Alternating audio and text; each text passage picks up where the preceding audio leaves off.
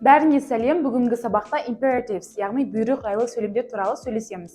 Жалпы бұйрық берген кезде біз бөлеміз positive and negative. Позитивный және негативный болып бөлеміз. Өте оңай. Positive бізде етістік, verb, етістікпен басталады и сол етістікке байланысты сөздер болады. For example, open, open аш. Аш біз кез келген нәрсені аш деп бұйрық береміз, Open the door, есікті аш. Open the window. Ыстық болып кетті, терезені аш деп айтамыз. Барлық нәрсені open деп бастап, именно біз бұйрық береміз. Open the door, open the window, open your bag, немесе. Сол сияқты close the window, жап деп айтамыз. Бізде етістікпен басталып тұр. Немесе listen to the radio, радионы тыңда. Біз бұл жерде бұйрық беріп тұрмыз. Look at me, маған қара. Look at the board, тақтаға қара. Бұның барлығы бізде позитивный бұйрық жайлы сөйлемдер. Ал егерде біз қараймыз, қарама, ашпа, жаппа, отырма деген сияқты негатив айтқан кезде, негативтің барлығына don't сөзін қосамыз. That's all. Don't и потом positive, яғни біздегі етістікпен жалғасып кете береді. For example, close the window. Don't close the window. Немесе listen to the radio. Радионы тыңда дедім, ал тыңдама дейтін болсам don't қосамыз просто. Don't listen to the radio. Don't open the door. Өте салқын, қыстың уақыты. Ашпашы терезені, ашпа деп айтқан кезде don't open the door.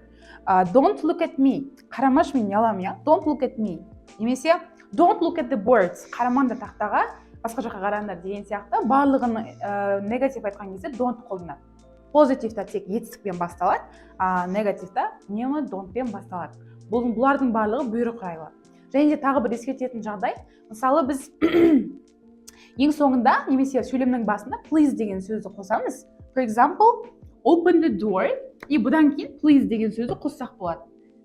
Please деу арқылы біз өтініш айтып тұрмыз, бірақ оған бұйрық жайлы өтініш айтып тұрмыз, Open the door, please. Есікті ашып жіберші. Өтініш, немесе please деген сөзді сөйлемнің басында қоса аламыз. For example, here.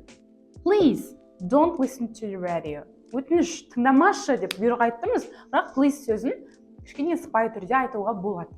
Осылай бізде бұйрық жайлы сөйлемдер екі форматта жасалынатын болады. Алдыңғы видеода біз imperative, яғни бұйрық беруді үйрендік, ал енді біз ұсыныстар туралы сөйлесек. Жалпы ұсыныс айтудың үш жолы бар. Ең бірінші және ең танымал ол let's. Let's бізде давай немесе давайте деген біз өмірде қолданамыз. Let's do it, let's go. Оның барлығы біз ұсыныс айтамыз. Let's қасына бізде verb, яғни етістікті қосамыз. Кез келген айтқымыз келген етістіктің барлығын let's-тің қасына қосып, сөйлем құруға беруге болады. Мысалы, давайте киноға барайық. Немесе let's go to the cinema. Одан кейін let's dance, let's dance in the club. Давайте клубқа барып билеп келеміз. Или let's drink a coffee. Давайте кофе ішейік. Мынаны жейік. Кез келген сенің ұсынысының барлығын let's сөзімен давай деп ұсыныс айтуға болады. Ал екінші вариантта бізде why don't. Why don't бізде орысшада бар почему бы нет, неге олай жасамасқа, мысалы қазақ тілде. Неге киноға бармасқа, неге кофе ішпеске деген сияқты. Why don't, мына жерге we деп айттым, енді мен саған ұсынып атсам, why don't we go to the cinema? Неге бізге киноға барып келмеске, қазір уақытымыз бос екен ғой деген кезде we деп қоямын. Ал мен мысалға саған ұсынатын болсам, why don't you drink a coffee деп айтқан кезде, мына жерге you деп қоя саламын. Бұл дегеніміз мына жерге кез келген адамға бағытталған өзгертіле береді. Сен, біз, олар деген сияқты. Енді мысалға, why don't we drink a coffee? Неге кофе ішпеске? Why don't we watch the Harry Potter? Неге бізге Harry Potter көрмеске? Үйде дискісі барлығы бар екен ғой деген сияқты. Ол екінші вариант болады. Ал үшінші вариантта бізде how about and what about? Қалай қарайсың? Сол вариант қалай саған ұнайма деген сияқты бізде тоже ұсыныс айтқан кезде how about and what about болады. Ал бұл жерде бізге етістікке ing ғана жағынан өзгерісі. That's all. Қалғанның барлығы тура осылай кете береді. For example, how about going to the cinema? Киноға баруға қалай қарайсың? Мен сенің ойыңды сұрап тұрмын. Или how about watching Harry Potter? Гарри Поттер көруге қалай қарайсың? How about dancing? Билеуге қалай қарайсың? Осылай сөйлемнің барлығы кете береді. Яғни етістікке бізде ing жағынан бұл жерде.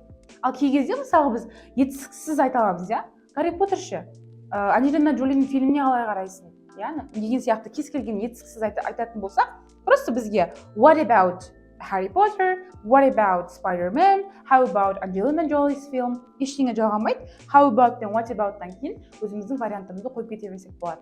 Бұның барлығы ұсыныс айтудың үш жолы. Ал енді біз emotions and feelings туралы сөйлесетін боламыз. Жалпы emotion дегеннің өзі эмоциядан шыққан, иә? Emojis деген бар бізде стикер. Вот сол біздің барлық көңіл күйімізді білдіреді. Яғни emotions біздің көңіл күйлеріміз.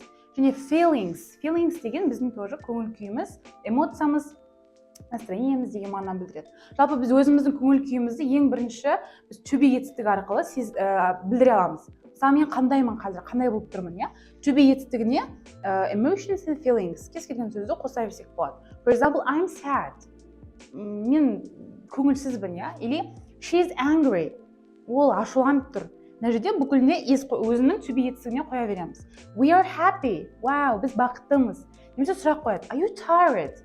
Шаршап тұрсың ба деген барлық сұрақта бізде төбе етістігімен барлық эмоциямызды, көңіл күйімізді білдіре аламыз. Бұл бірінші бізде жол. Кез келген адамның эмоциясын барлығын төбе етістігі арқылы білдіруге болады. Ал екіншісінде feel деген. Жалпы feelings деген сөз feel'дан шыққан, иә? Сезіну. Feel деген сезіну. Сондықтан feelings деген бізде сезімдеріміз. Сол айтқан кезде feel.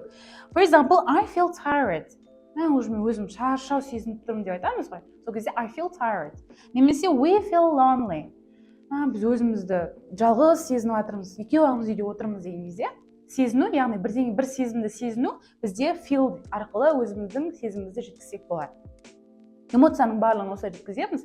Бұл жердегі фишка қандай көңіл күйде қандай эмоция болатынын просто ассоциация арқылы жаттап алып, соның барлығын практикада прям на автомате қолдану. Одан кейінгі бізде егер де бір затты ұнатпауымызды немесе жақсы көрмеуімізді етістіктер арқылы білдіруге болады. Екінші вариант, for example, I love, yeah? I love, for example, coffee, I love something. Love дегенде жақсы көру. Жақсы көру болғанда қатты ұнату дейді ғой, бізде сүю. Мен оны қатты жақсы көремін деп айтады. Ал like ол ұнату. Love'дан астында тұрады бірақ. I like coffee, I like, for example, chicken, I like cats деген сияқты. Кез келген затты ұнату және жақсы көру несін береді, мағынасын. Егер де оны ұнатпайтын болса, I don't like, қатты прям вообще жек көремін дейтін болса, мысалы, вообще ұнамайды деген кезде бізде уже I hate. Hate деген бізде ұнатпау, мүлде, жек көру деген мағынаны білдіреді. Осылайда біз өзіміздің сезімімізді білдіре аламыз. Мен оны ұнатпаймын, жек көремін, иә? Немесе өзіміздің сезімімізді мен осылай сезініп тұрмын, немесе мен бақыттымын, мен ашулымын деген сияқты үш вариантта айтып жеткізуге болады. Бүгінгі сабақ негізі өте қызық тақырып. Өзіміздің сезімдерімізді біреуге жеткізе алған кезде ол өте прям ішімізде тұрған сезімнің барлығын ағылшынша жеткізген өте пайдалы и өте көп өмірде қолданылады. I hope it will be informative for you. Пайдалы болады деген ойдамын. See you later.